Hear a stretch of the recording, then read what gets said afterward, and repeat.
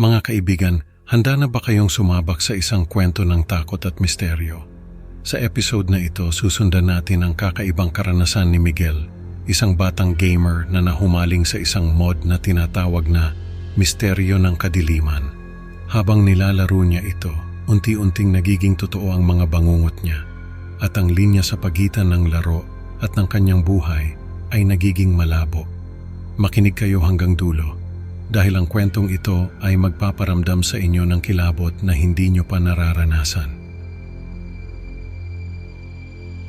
Sa isang madilim na silid, isang batang gamer na si Miguel ay nakaupo sa harap ng kanyang computer. Binabasa ang mga forum tungkol sa bagong mod na Misteryo ng Kadiliman para sa larong buhay sa kalye.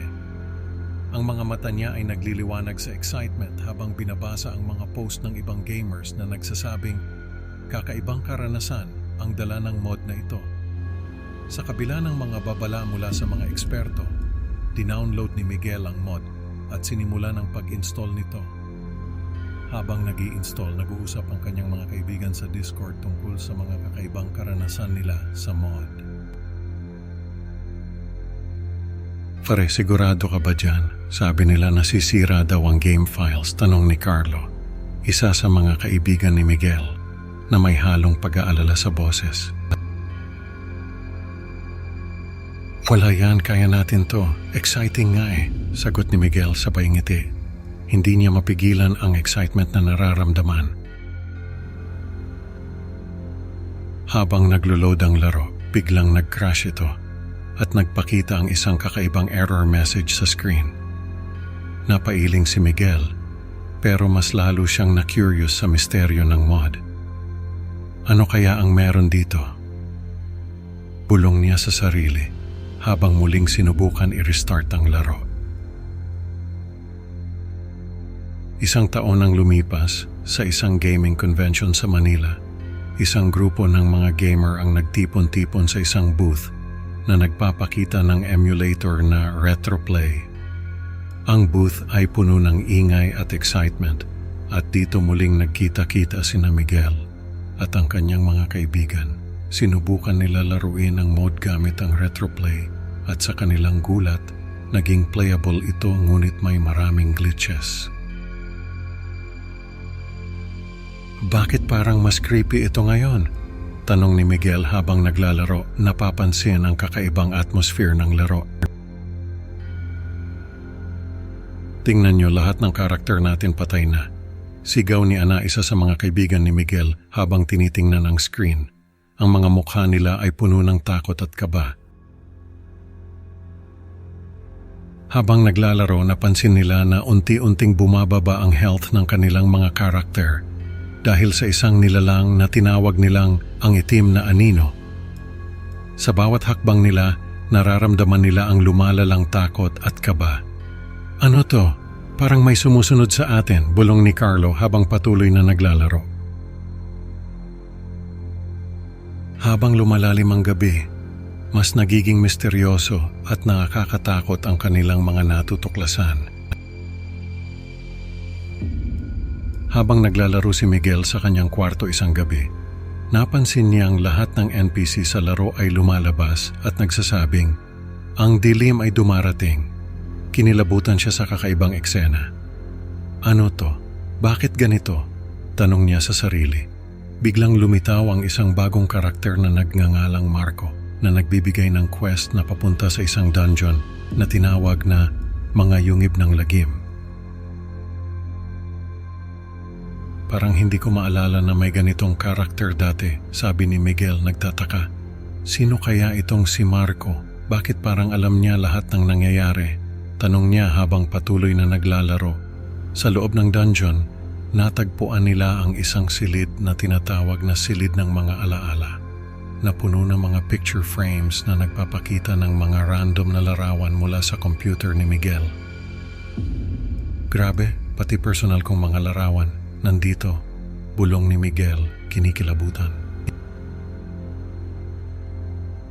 Sa dulo ng hall ay may isang nakasarang pinto na walang makapagbukas na nagiging sanhi ng mas matinding pag-usisa at takot sa kanila. Kailangan nating malaman kung ano ang nasa likod ng pintong to, sabi ni Miguel sa kanyang mga kaibigan sa Discord. Isang gabi habang naglalaro si Miguel, napansin niyang ang kalangitan sa laro ay isang tunay na gumagalaw na kalangitan. Parang totoo tong kalangitan na to, sabi niya. Naniwala siyang magbubukas ang pinto base sa isang celestial event, kaya iniwan niya ang laro na tumatakbo ng matagal, tiniis ang mga atake mula sa ang itim na anino na ngayon ay sumisigaw bago umatake. Kailangan nating malaman kung ano ang susi sa pinto na iyon, sabi ni Miguel sa kanyang mga kaibigan sa Discord habang patuloy na naglalaro. Baka may clue sa mga forums, sagot ni Carlo, nagsuggest na mag-research sila. Pagkatapos ng 3 araw, naging sobrang dilim ang laro at lahat ng NPC ay lumipat sa mga yungkib, naging hindi tumutugon. Patuloy na nagbabantay si Miguel, umaasa na matuklasan ang susi sa misteryo ng pinto, kahit na nararamdaman niyang may kakaiba nang nangyayari sa kanyang paligid. Guys, parang may naririnig akong whispers, bulong ni Miguel sa Discord call, kinakabahan. Ano kaya ang susunod na mangyayari? Iniulat ni Miguel na patuloy na gumagalaw ang mga bituin sa kalangitan ng laro. Grabe, parang may buhay tong kalangitan, bulong niya sa sarili habang nakatitig sa screen. Habang tumatagal, napansin niyang nagiging mas nakakakilabot ang mundo ng laro. Ang mga NPC na dati normal lang, ngayon ay may mga dumudugong mata. Ano na naman to? Tanong niya, kinikilabutan na. Sa kalaunan, nagsimula siyang makaranas ng mga malinaw na panaginip. Sa mga panaginip na ito, ang itim na anino ay nakikipag-ugnayan sa kanya. Miguel, kailangan mong magpatuloy, bulong ng anino sa kanya. Si Marco na dati ay isang karakter lang sa laro, ngayon ay direktang nakikipag-usap sa kanya sa mga panaginip. Alam ko ang mga lihim mo, Miguel, sabi ni Marco. Huwag kang tumigil.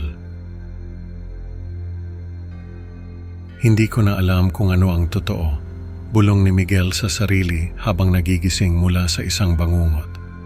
Ang mga panaginip na ito ay nagdulot ng matinding takot at pagkalito sa kanya. Parang ang laro ay nagiging bahagi na ng kanyang realidad. Parang hindi na ito laro lang, sabi ni Miguel, halos hindi na makatulog sa kaba at takot. Habang lumalala ang kanyang kalagayan, napansin ni Miguel na nagiging mas malabo ang linya sa pagitan ng laro at ng kanyang tunay na buhay. Hindi na niya alam kung alin ang totoo at alin ang katang-isip lang.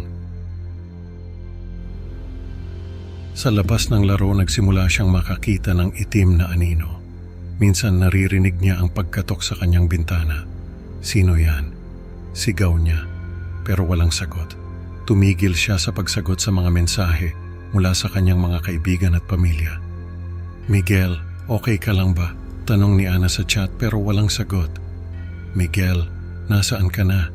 Nag-aalala na kami. Mensahe ni Carlo sa group chat pero wala pa ring sagot mula kay Miguel. Ang tagapagsalaysay na isa ring manlalaro ay nagpahayag ng pagnanais na mahanap muli ang mod upang makita ang mga pangyayari para sa kanilang sarili. Kailangan kong malaman ang totoo, sabi niya, kahit na may takot na baka sila rin ay maglaho tulad ng naunang manlalaro. Ang kanilang pagnanais na matuklasan ang katotohanan ay nagiging isang bagong kabanata ng takot at misteryo na tila walang katapusan. Mga kaibigan, natutunan natin na ang pagnanais na malaman ang misteryo ay maaaring magdala ng hindi inaasahang panganib.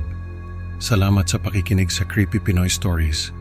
Huwag kalimutang mag-like at subscribe para sa mas marami pang nakakakilabot na kwento. Excited na akong makita kayo sa susunod na upload. Hanggang sa muli, mag-ingat kayo sa kadiliman. Baka nandyan lang si itim na anino sa tabi mo.